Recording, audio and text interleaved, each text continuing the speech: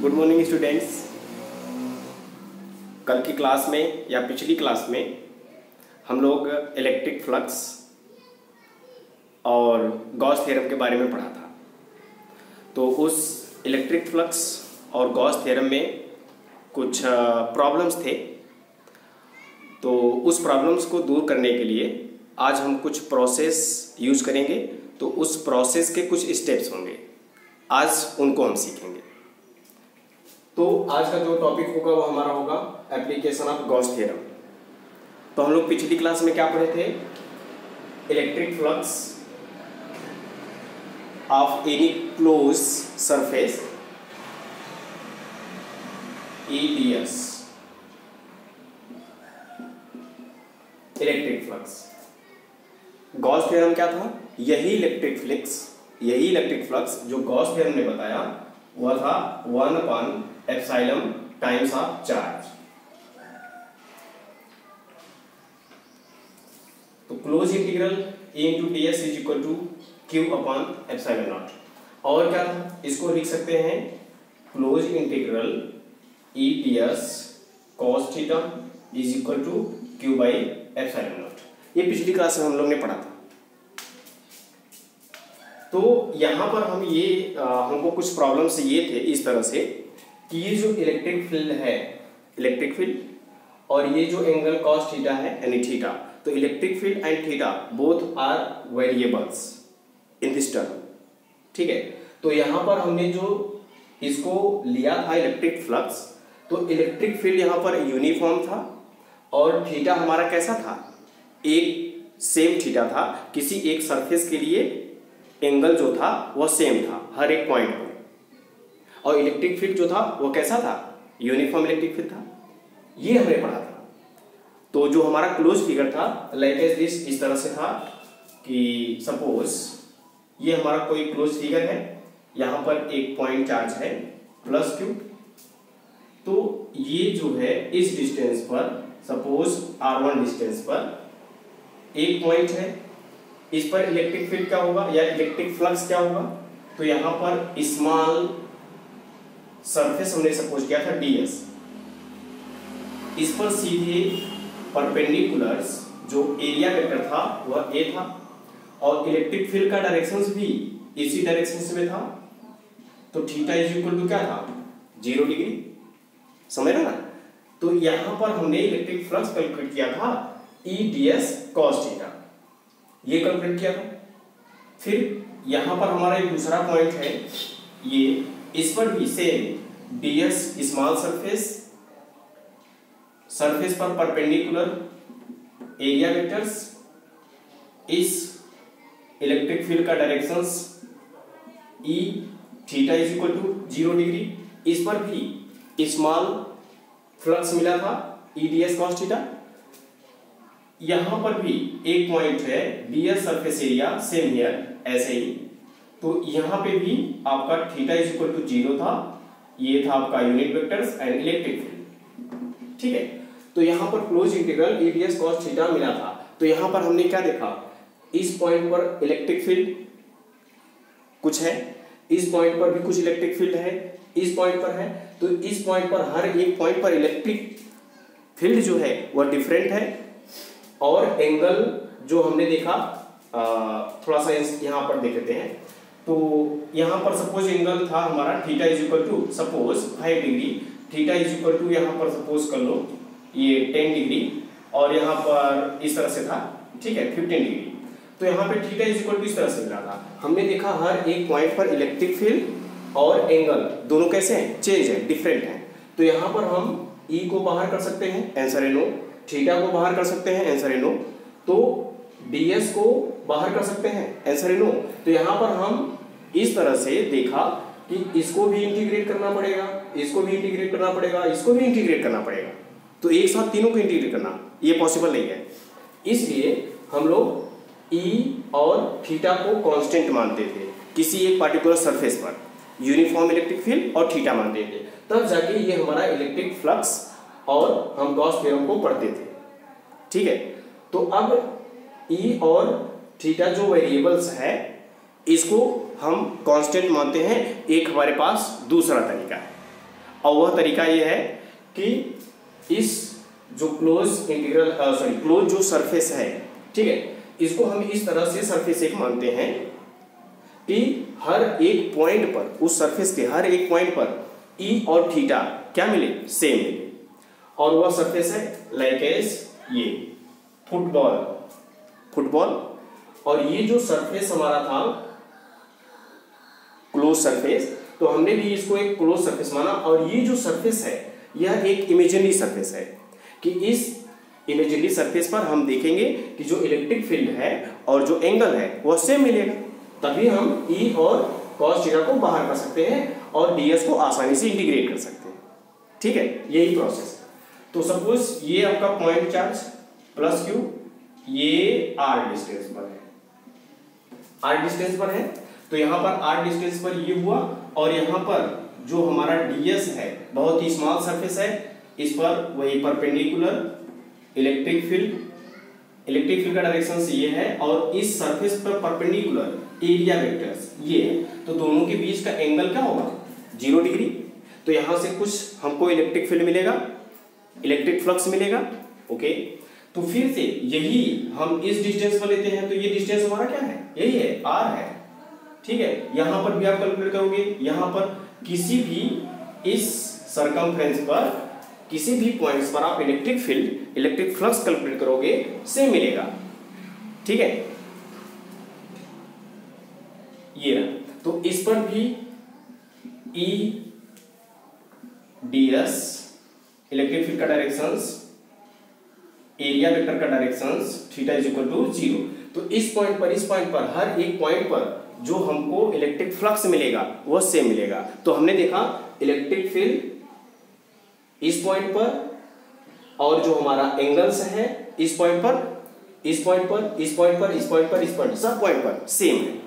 तो हम E और cos थीटा को बाहर ले सकते हैं। अब E और cos क्या हो गया, कांस्टेंट, तो हमने इसको बाहर रख दिया, E और cos थीटा को बाहर रखा, और ये इंटीग्रेट हुआ ds का, क्लोज इंटीग्रल का, और ये किसके इक्वल हुआ, q upon epsilon not. Clear? Okay, तो यहाँ पे ये जो E cos थीटा है, E cos थीटा और ds एक स्मॉल है, तो स्मॉल पूरा हमको एक स्फीयर मिल जाएगा, स्फीयर। तो उस स्फीयर का जब इंटीग्रेट करेंगे तो 4 पाई r² मिलेगा, और ये किसके इक्वल्स हुआ, ये हुआ इक्वल्स। अब थीटा इज इक्वल टू क्या है, 0, तो cos 0 का वैल्यू क्या हो गया, 1। तो ये हुआ आपका q upon epsilon not 4 pi r² को यहां से डिवाइड कर लोगे, यहाँ पे 4 पाई r², और ये cos theta is equal to 1। तो ये हमारा हो गया E is equal to 1 upon 4 pi epsilon naught q upon r²। This is electric field, समझ रहे ना? तो इस स्फीयर का इलेक्ट्रिक फील्ड ये हुआ। क्लियर है? ओके, बहुत गर्मी है आज।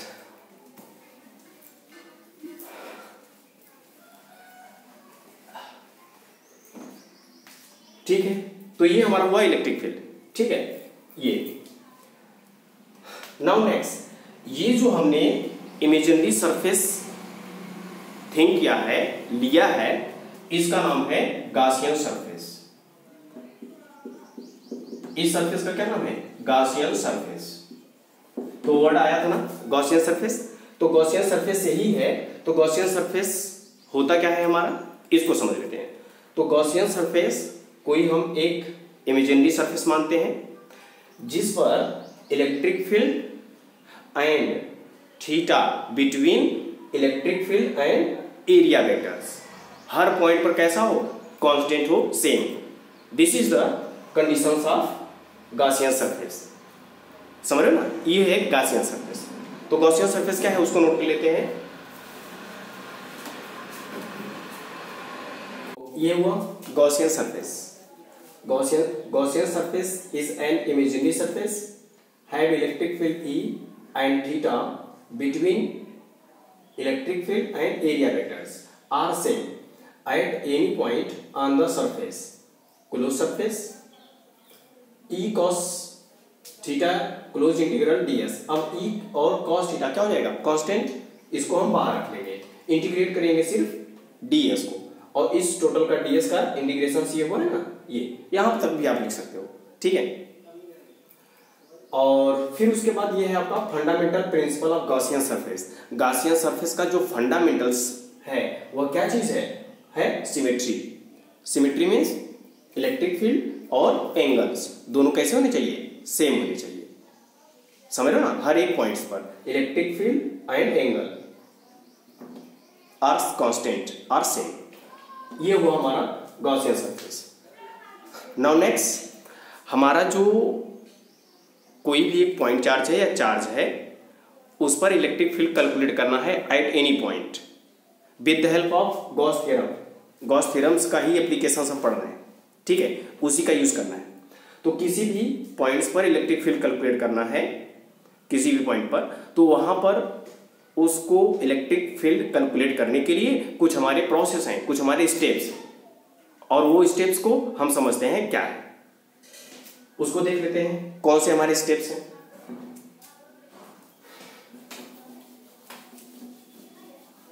देखिए क्या कैलकुलेट करना है, calculate electric field at any point. तो इसका जो फर्स्ट स्टेप होगा, फर्स्ट स्टेप हमारा यही है, कोई भी क्लोज सरफेस होगा तो उसको हमको कैसा सपोज करना पड़ेगा, इमेजिनरी सरफेस जिसको हम गॉसियन सरफेस बोलते हैं, और उस पर गॉसियन सरफेस की प्रॉपर्टी हम समझते हैं। तो सबसे पहले हमारा यही काम है कि जो भी हमारा शेप होगा, क्लोज इंटीग्रल क्लोज सरफेस होगा, तो वहां पर हम सपोज करेंगे ये एक गॉसियन सरफेस, यानी एक इमेजिनरी सरफेस हम सपोज करेंगे, ठीक है ना। तो first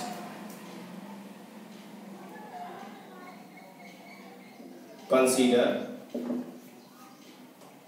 an imaginary Gaussian surface।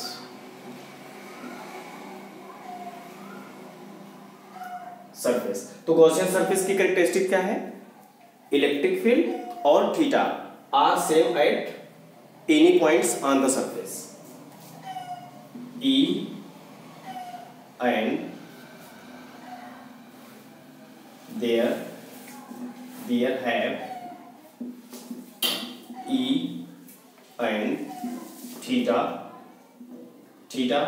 between, theta कौन से बीच रहेगा, थीटा जो होगा किसके किसके बीच होगा, इलेक्ट्रिक फील्ड और area vectors, electric field and area vectors are same या constant at every point on the surface। तो किसी भी पॉइंट्स पर हमको इलेक्ट्रिक फील्ड कैलकुलेट करना पड़ेगा, तो सबसे पहले हम गॉसियन सरफेस को सपोज करेंगे, इमेजिन करेंगे, ठीक है। Now second close integral E D S cos theta को कैलकुलेट करेंगे, close integral E into D S को कैलकुलेट करेंगे, ठीक है। तो अब E और cos थीटा क्या हो जाएगा, constant, E cos theta constant हो जाएगा, इंटीग्रेट करोगे आप ds को। तो सेकेंड स्टेप क्या है आपका, सेकेंड स्टेप है E ds को हम कैलकुलेट करेंगे, सेकेंड स्टेप। थर्ड स्टेप होगा कि जो हमारा पॉइंट चार्ज है, this is the point charge, और ये जो पॉइंट चार्ज है इनसाइड द सरफेस, तो हम इस चार्ज को कैलकुलेट करेंगे। तीसरा स्टेप, Q को हम कैलकुलेट करेंगे, और कहां होगा, inside the surface. Now fourth step हमारा होगा, ये जो हमारा रिलेशंस है E D S cos theta, close integral E D S equal to Q by epsilon naught. तो यहाँ पे E एक क्वांटिटी है, एरिया एक क्वांटिटी है, चार्ज एक क्वांटिटी है, एप्सिलॉन एक क्वांटिटी है, 4 क्वांटिटी गिवेंस है। तो यहाँ पे अगर 3 क्वांटिटी हमको गिवन रहेगा तो हम इलेक्ट्रिक फील्ड को कैलकुलेट कर सकते हैं, या फिर कोई भी 3 क्वांटिटी दी है चौथी को हम आसानी से मैथमेटिक्स से कैलकुलेट करेंगे, ठीक है। तो ये हुआ फोर्थ स्टेप। तो हम किसी भी पॉइंट्स पर इलेक्ट्रिक फील्ड कैलकुलेट करना चाहेंगे, ठीक है, तो हम इन चारों स्टेप्स को फॉलो करते हुए करेंगे। ठीक है, तो जो हमारा पहला है कैलकुलेट करना इलेक्ट्रिक फील्ड किसी एक पॉइंट्स पर, हम उसको समझते हैं कि वह कैसा है। ठीक है, ओके, इसको नोट कर लीजिएगा। Now first electric field due to a point charge. Electric field due to point charge आपने पढ़ रखा है, ठीक है। तो यहां पर हम देखते हैं किस तरह से हम इस इलेक्ट्रिक फील्ड को कैलकुलेट करते हैं। तो इलेक्ट्रिक फील्ड कैलकुलेट करने का 3-4 स्टेप हमने आपको बताया, 4 स्टेप, उसको याद रखिएगा। सपोज ये हमारा है पॉइंट चार्ज प्लस क्यू, और ये पॉइंट है पी, और ये आर डिस्टेंस पर है। तो इस पॉइंट पर इलेक्ट्रिक फील्ड कैलकुलेट करना है, समझ रहे हो ना? ठीक है, तो इस पॉइंट पर आपको इलेक्ट्रिक फील्ड कैलकुलेट करना है। तो सबसे पहला स्टेप याद रखिएगा क्या है। ओके, सबसे पहले हम इसको लिख देते हैं, late plus Q point charge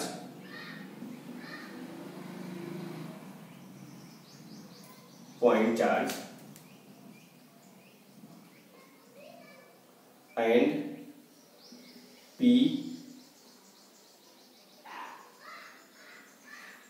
is a point at distance r from plus Q. Okay, तो ये हमारा है कोई एक पॉइंट चार्ज है, इस पर हमको इलेक्ट्रिक फील्ड कैलकुलेट करना है। अब सबसे पहला स्टेप था कंसीडर एन इमेजिनरी सरफेस, यानी गॉसियन सरफेस को आपको इमेजिन करना होगा। अब इसका हमको एक ऐसा क्लोज सरफेस बताइए जिस पर डिस्टेंस सेम हो। अगर डिस्टेंस सेम होगा तो इलेक्ट्रिक फील्ड क्या होगा? सेम होगा, समझ रहे ना? तो ऐसे कितने पॉइंट्स होंगे जिस पर डिस्टेंस आर आप सेम कर सकते हो। तो यहां पर डिस्टेंस आर है, इसको हम यहां पर लाए, ऐसे ऐसे ऐसे इस तरह से रोटेट करके हम घुमाते जाएंगे तो हमको मिल जाएगा कि आर भी सेम होगा, उस पॉइंट पी पर इलेक्ट्रिक फील्ड जो होगा वह भी सेम होगा, समझ रहे हो ना? तो इस तरह से एक हमको क्लोज सरफेस मिलेगा और उस क्लोज सरफेस का नाम होगा स्फीयर। तो ये पॉइंट चार्ज है जो इलेक्ट्रिक फील्ड बनाएगा इस तरह से इन वी डायरेक्शंस, समझ रहे हो ना? तो वहां से हमको एक क्या मिल जाएगा? एक स्फीयर मिल जाएगा, ऐसा एक स्फीयर मिलेगा। तो ये एक स्फीयर मिलेगा। तो इस स्फीयर का ये रेडियस आर है, तो इस पॉइंट भी क्या होगा? वही रेडियस होगा आर। यहां पर इस पॉइंट पर वही रेडियस होगा आर, समझ रहे ना? तो इसको देखते हैं। तो ये इलेक्ट्रिक फील्ड का डायरेक्शंस ये है, इस पॉइंट पर स्मॉल सरफेस ds, इस पर सीधे परपेंडिकुलर एरिया वेक्टर्स और इनके बीच का एंगल्स क्या होगा? 0 डिग्री, समझ रहे ना? फिर इस पॉइंट पर आइए, यहां पर भी स्मॉल सरफेस ds, सीधे परपेंडिकुलर एरिया वेक्टर्स और इलेक्ट्रिक फील्ड का डायरेक्शंस भी वही है। तो थीटा इज इक्वल क्या है? 0 डिग्री, समझ रहे ना? तो इस पॉइंट पर भी आपका इलेक्ट्रिक फील्ड, एरिया वेक्टर्स और थीटा इज इक्वल टू 0। तो हर एक पॉइंट्स पर इलेक्ट्रिक फील्ड अब कैसा हो गया? इक्वल्स। तो ये जो सरफेस है कैसा हुआ? इमेजिनरी सरफेस यानी गॉसियन सरफेस। हर एक पॉइंट पर इलेक्ट्रिक फील्ड और थीटा कांस्टेंट सेम, समझ ना? पहला स्टेप फॉलो हो गया। तो पहला जो स्टेप था वो यही था, ठीक है। Plus Q is a point of an imaginary Gaussian surface, ठीक है, at point P at distance r from plus q have same same electric field and angles, same electric field and angles. ठीक है, ये हुआ हमारा Gaussian surface को follow कर रहा है। ठीक है, नाउ सेकेंड क्या था, चलो ठीक है, सेकेंड था क्या कैलकुलेट करना है, ईडीएस। तो कैलकुलेट करना है close integral E into DS. ठीक है, तो इसको कैलकुलेट करिए, तो इसको और क्या लिख सकते हो, close integral EDS cos theta, close integral EDS cos zero. ठीक है, कॉस जीरो की वैल्यू 1, समझ रहे ना, तो कॉस जीरो की वैल्यू 1 हो गया। तो अब ई क्या हो गया, हर एक पॉइंट पर ई कांस्टेंट है, तो ये बाहर हो जाएगा आपका, तो E equals to E integration of DS, और ये सब किसके इक्वल्स है, ये सब क्यू अपॉन एप्सिलॉन नॉट के इक्वल्स है। तो अब इसको देख लीजिएगा, E into close integral of DS, DS small surface area है। अब हमको पूरे स्फीयर का एरिया कैलकुलेट करना हुआ, तो इंटीग्रेट करेंगे तो पूरे स्फीयर का एरिया मिल जाएगा। तो पूरे स्फीयर का एरिया क्या होगा, 4 पाई आर स्क्वायर। क्लियर, अब ये किसके इक्वल्स होगा, तो आंसर है ये सब quantity Q upon epsilon naught के इक्वल्स है, E into DS Q upon epsilon naught by Gauss theorem, ये हुआ। अब यहां से इलेक्ट्रिक फील्ड कैलकुलेट करिए, यहां पर आते हैं, तो E is equal to Q upon epsilon naught, तो ये हो जाएगा 1/4 pi epsilon naught, 1/4 pi epsilon naught Q upon R square, Q upon R square. तो ये क्या चीज है, electric field at a point charge, E is equal to 1/4 pi epsilon naught Q upon R square. तो ये है आपका electric field, समझ रहे हो ना। तो अब ये हुआ नहीं, ये दूसरा स्टेप था, सॉरी, तो ये दूसरा स्टेप हुआ, यहां तक हुआ आपका 1 सेकेंड, स्टेप बाय स्टेप चलते हैं। तो ये हुआ आपका 1 सेकेंड, सॉरी, ओके, तो ये हुआ आपका किसका वैल्यू है, E इंटू डीएस का वैल्यू। अब किसको तीसरे स्टेप में किसको कैलकुलेट करना है, पॉइंट चार्ज को कैलकुलेट करना है, पॉइंट चार्ज। तो पॉइंट चार्ज यहाँ पे सिर्फ पॉइंट चार्ज है, ये है, तो ये आपका जो पॉइंट चार्ज है, पॉइंट चार्ज क्यू है, वो ऑलरेडी आपका क्यू है, समझ रहे ना, पॉइंट चार्ज ये ऑलरेडी आपका प्लस क्यू है ही। ठीक है, now fourth step, close integral E into DS equal to Q upon epsilon naught, step by step चलिए। तो ये ई डीएस ये हुआ आपका, क्लियर। तो close integral E into DS, close integral E into DS को क्या कैलकुलेट किए हो, E into 4 pi R square, तो E into 4 pi R square ये हुआ equal to Q upon epsilon naught. तो अब यहां से E निकालोगे तो E इज इक्वल टू मिलेगा 1/4 pi epsilon naught Q upon R square. This is the electric field at a point charge at any points, clear, okay. अब second हम पढ़ते हैं, सेकेंड जो हमारा होगा वो क्या होगा, ठीक है, इसको कर लीजिएगा। सेकेंड, ये सेकेंड है आपका electric field due to a linear charge distribution infinite length. ये हमारे पास एक लीनियर चार्ज है और ये कहां तक है, इनफाइनाइट तक, इनफाइनाइट ये और ये, क्लियर। तो इस इनफाइनाइट लेंथ से एक पॉइंट है P एक पॉइंट है, इस पर आपको इलेक्ट्रिक फील्ड कैलकुलेट करना है। This point P at perpendicular distance R from length, ठीक है।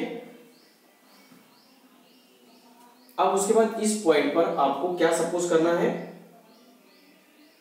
क्या सपोज नहीं, क्या कैलकुलेट करना है, इलेक्ट्रिक फील्ड।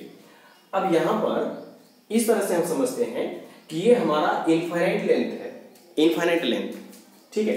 अब बताइए इस पर जो चार्ज होगा कैसा होगा, कोई एक नेट चार्ज होगा, हमने सपोज किया Q जो है आपका वह नेट चार्ज है, बहुत सारा चार्ज है। तो अब लेंथ के लिए हमने सपोज किया था कि एक यूनिट लेंथ में कितने चार्ज होते हैं, इसको हम कैलकुलेट किए थे। तो वहां पर एक वर्ड आता आपको lambda, charge per unit length. तो यहां पर ये जो हमारा लैम्डा होगा, यह पर यूनिट लेंथ पर इतना चार्ज होता है, ये उसकी चार्ज डेंसिटी हुई लैम्डा। इसको हम कैलकुलेट करना चाहेंगे, तभी हम जाके पूरे रॉड का हम कैलकुलेशंस कर पाएंगे। समझ रहे हो ना? ठीक है। तो इस पॉइंट पर इलेक्ट्रिक फील्ड क्या होगा, ठीक है, उसको हम सपोज करते हैं और कैलकुलेट करते हैं। तो यहां पर इसको लिखे राइट कर लेते हैं, P is a point at a distance, at normal distance, ये नॉर्मल है, इस पर सीधे परपेंडिकुलर है, at normal distance r from, कहां से, ये लीनियर चार्ज डिस्ट्रीब्यूशन, यानी लीनियर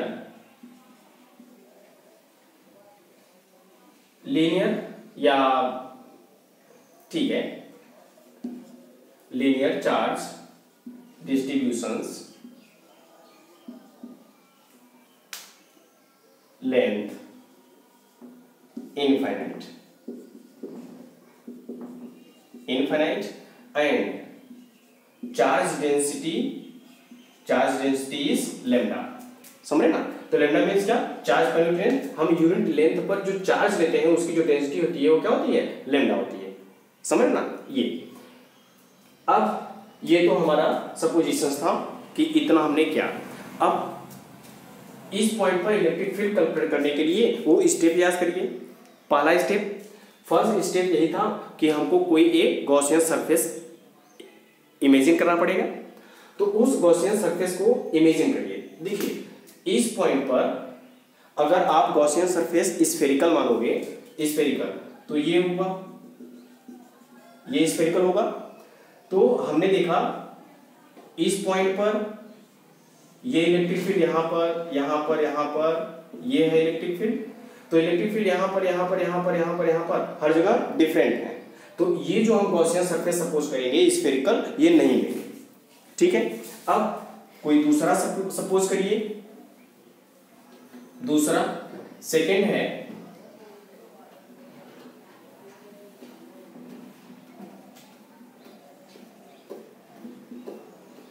हाँ सेकेंड जो हमारा गॉसियन सरफेस होगा, और ये जो पॉइंट चार्ज की वजह से जो इलेक्ट्रिक फील्ड बनाएगा, ठीक है, वो अपने चारों तरफ बनाएगा।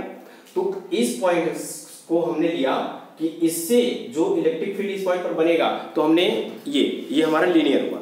अगर यहाँ पॉइंट है तो इसके चारों तरफ इतने आर डिस्टेंस पर ये पॉइंट P है, पॉइंट P, आर डिस्टेंस पर पॉइंट P, ये ऐसे घुमा देंगे तो क्या बन जाएगा, सिलेंडर। तो ये हमारा बन जाएगा सिलेंडर, ये,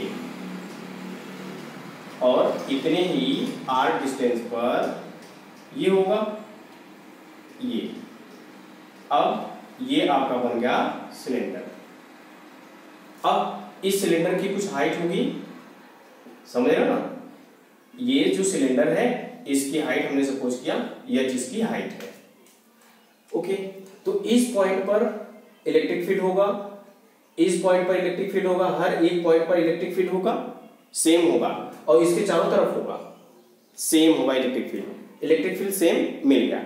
अब देखिए इस पर जो इलेक्ट्रिक फील्ड का डायरेक्शन होगा, ये होगा इलेक्ट्रिक फील्ड का डायरेक्शन। इस सरफेस पर जो एरिया वेक्टर होगा यह है E, और जो एरिया वेक्टर होगा वह भी यही होगा, एरिया वेक्टर्स। तो दोनों के बीच का एंगल क्या बना, 0 degree. Same directions, vector E and vector A are both are same directions, theta is equal to 0 degree. तो इसी तरीके से हर एक पॉइंट्स पर, इस साइड भी हर एक पॉइंट पर जो एंगल्स मिलेगा 0 मिलेगा, यानी कांस्टेंट हर एक पॉइंट पर। इलेक्ट्रिक फील्ड भी वही मिलेगा, सेम आर डिस्टेंस पर है। समझ में आ रहा है ना? ओके, अब यहाँ पे तो ये एक लीनियर की वजह से ये कर्व सरफेस मिला, यह एक सरफेस हुआ। तो कौन सा सरफेस, कर्व सरफेस। अब ये सिलेंडर है तो इसका जो ऊपर का होगा वो कैसा होगा, फ्लैट सरफेस। तो ये फ्लैट सरफेस, ये फ्लैट सरफेस, कितने हुए? 2। तो एक हुआ कर्व सरफेस और 2 हुआ फ्लैट सरफेस। तो हम इस पर पूरा, अगर हम टोटल इलेक्ट्रिक फील्ड कैलकुलेट करना चाहेंगे तो हम इस कर्व के लिए कैलकुलेट करेंगे, सरफेस के लिए कैलकुलेट करेंगे, समझ रहे ना। तो यहाँ पर अब ये तो कर्व के लिए हम समझ लिए एंगल क्या हुआ और इस पर इलेक्ट्रिक फील्ड क्या हुआ, किस तरह से हुआ। अब हम सेकेंड पर आते हैं। यहाँ पर ये जो सरफेस है ये तो सीधे फ्लैट है, ये फ्लैट है, ठीक है। तो यहाँ से इलेक्ट्रिक फील्ड का डायरेक्शन कैसा होगा? ये होगा इलेक्ट्रिक फील्ड का डायरेक्शन, ये हुआ इलेक्ट्रिक फील्ड का डायरेक्शन। और ये सरफेस है और सरफेस के ये इसका क्या हुआ? Area vectors. अब बताइए दोनों के बीच का एंगल क्या हुआ? 90 डिग्री। 90 डिग्री ना, फ्लैट के लिए 90 डिग्री। इस तरह से नीचे जो होगा, नीचे का जो फ्लैट सरफेस होगा उसके लिए भी ये हुआ आपका इलेक्ट्रिक फील्ड का डायरेक्शंस, और ये जो फ्लैट सरफेस है इसके एरिया वेक्टर का डायरेक्शंस, ये एरिया वेक्टर का डायरेक्शंस, और एंगल क्या बना रहा है? 90 डिग्री, समझ रहे हो ना, ठीक है। तो हमको इसके इलेक्ट्रिक फ्लक्स कैलकुलेट करने के लिए 3 सरफेस मिले, एक कर्व और 2 फ्लैट, समझ रहे ना। ओके, तो नाउ फर्स्ट हमारा क्या स्टेप था कि गॉसियन सरफेस हमने सपोज कर लिया, समझ ना। ओके, तो गॉसियन सरफेस हमने सपोज किया, उसको राइट कर लेते हैं, ठीक है। कंसीडर, तो ये हमने जो सपोजिशन से लिया, हमने सपोजिशन को किया consider a Gaussian surface this and this, ठीक है। नाउ सेकेंड क्या था? हमको close integral E into D S को कैलकुलेट करना है। क्लोज इंटीग्रल, तो इसमें कितने सरफेस हुए? एक कर्व सरफेस और 2 फ्लैट सरफेस। हमको ना एक कर्व सरफेस 2 फ्लैट, अगर 3 में काम नहीं चला हमको 4 बना सकते हैं, 5 बना सकते हैं, 6 बना सकते हैं, है ना। जब तक हमको जरूरत पड़ेगी हम सरफेसेस बनाते जाएंगे, क्लियर है। तो यहाँ पर क्लोज इंटीग्रल्स हुआ, सरफेस नंबर 1 जो है वह कर्व सरफेस है, curve surface E D S cos theta, plus दूसरा जो सरफेस है फ्लैट सरफेस है, उसके लिए भी क्या हुआ? ई डी एस कॉस थीटा, और तीसरे के लिए भी क्या है? फ्लैट है, और उसके लिए भी क्या है आपका? ई डी एस कॉस थीटा, ये हुआ। ओके, तो यहां पर देखिए कर्व के लिए जो थीटा है, कर्व के लिए जो थीटा है 0 डिग्री है, तो यहां पर थीटा इज इक्वल टू 0, और इलेक्ट्रिक फील्ड क्या है? कांस्टेंट, तो ई बाहर हो गया आपका, और कर्व है और किसको इंटीग्रेट करना है? ds plus. अब ये देखिए फ्लैट के लिए, देखिए फ्लैट के लिए थीटा इज इक्वल टू क्या है? 90 डिग्री, ऊपर वाले फ्लैट के लिए 90 डिग्री, तो cos 90 0, तो ये टर्म 0 हो गया। इसी तरीके से डाउनवर्ड का जो फ्लैट सरफेस है वहां पर भी एंगल आपका क्या है? थीटा 90 डिग्री है, तो वहां पर भी जो आपका इलेक्ट्रिक फील्ड आएगा, इलेक्ट्रिक फ्लक्स आएगा, वो क्या आ जाएगा? 0। तो यहाँ पर ये हुआ 0, तो cos 90 इक्वल टू 0, तो ये दोनों टर्म क्या हो गए? 0। अब इसको इंटीग्रेट करना है, तो E इंटू कर्व सरफेस का इंटीग्रेशन करना है, कर्व सरफेस का, समझ रहे ना। तो सिलेंडर का एरिया, तो सिलेंडर का एरिया 2 पाई r, समझ रहे ना, ये हुआ 2 पाई r, इसकी हाइट h, तो 2 पाई r h, तो 2 पाई r कर्व का और ये लेंथ का h, 2 पाई r h, ये हुआ इसका area, clear. Now third step क्या है? चार्ज को कैलकुलेट करना है, चार्ज। तो चार्ज जो होगा वह आपका चार्ज डेंसिटी, यानी है लेमडा है ना, लेमडा। तो लेमडा क्या है? चार्ज पर यूनिट लेंथ में चार्ज कितना है? लेमडा। तो 2 यूनिट में 2 लेमडा, 3 यूनिट में 3 लेमडा। फिर उसके बाद अगर आपका आ गया ये कितनी हाइट तक है? h हाइट तक है, unit length lambda, unit length lambda. तो यूनिट लेंथ के लिए लेमडा है, तो h लेंथ के लिए लेमडा इंटू h, ये हुआ charge. Fourth step, close integral E D S equal to Q upon epsilon naught, यही ना। ओके, तो ये close integral E into D S किसके इक्वल है, E into 2πr/h equal to Q upon epsilon naught. तो electric field चाहिए तो E is equal to आपको मिल जाएगा, E is equal to 2πr/h यहां लाएंगे, और ये जो चार्ज है, चार्ज Q की वैल्यू क्या है, लैम्डा इंटू एच, तो ये जाएगा चार्ज Q के प्लेस पर रख लेंगे हम लैम्डा इंटू एच, तो एच से एच कैंसिल हो जाएगा। ओके, तो ये बचेगा आपका lambda upon 2π epsilon naught into r। This is the electric field of a linear charge distribution at infinite length. ठीक है, तो ओके, ये हमने इलेक्ट्रिक फील्ड कैलकुलेट करना सीखा। फर्स्ट किसी पॉइंट चार्ज के लिए था, गॉसियन थ्योरम का हमने यूज करके, गॉस थ्योरम का यूज करके। फिर सेकंड जो रहा हमने लीनियर्स के लिए सीखा। ठीक है, और उसके बाद और हमारे पास है सीट होगा तो क्या होगा, स्फीयर होगा तो क्या होगा, इस तरह से हम उसको कल करेंगे। ठीक है, आज के लिए बस इतना है। Thank you.